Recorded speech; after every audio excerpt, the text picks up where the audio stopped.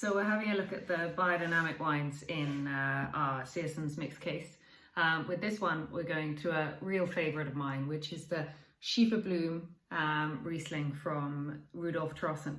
It's 2018 vintage, biodynamic, has a little bit of sulfites to keep it precise and abrupt, but it's a lovely wine. I've been to visit him twice, and he is the original one of the original vineyard workers of biodynamics. He's been doing it for 40 years, and he really believes in what he's doing and the soil and the life in the soil.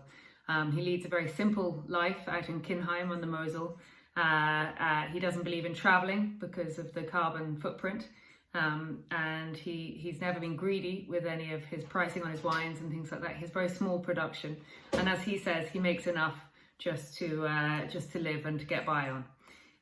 So this Schieferblume Riesling is from Schiefer slopes, and with his wines, I just find it amazing how the difference in the rock formation under the vineyards comes out in the glass. So have a smell and taste and see what you think.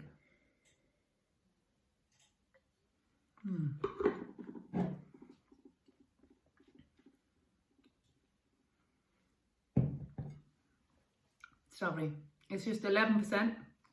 It has that sort of apple green tension that Riesling has, a lovely sort of stony structure, and you really get that sort of whetstone kind of minerality on the mid palate.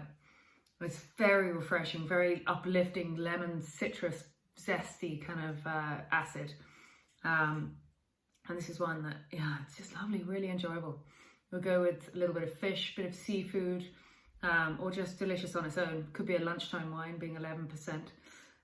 But you know, it's not a cheap wine. I think on the shelf it's about €25.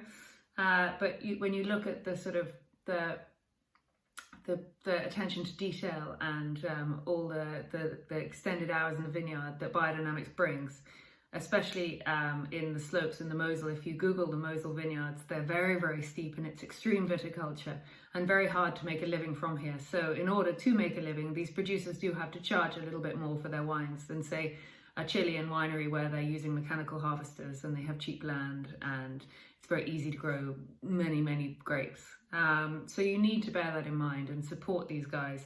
I mean, it's pretty easy with this because it's a delicious wine. Anyway, enjoy it. Okay.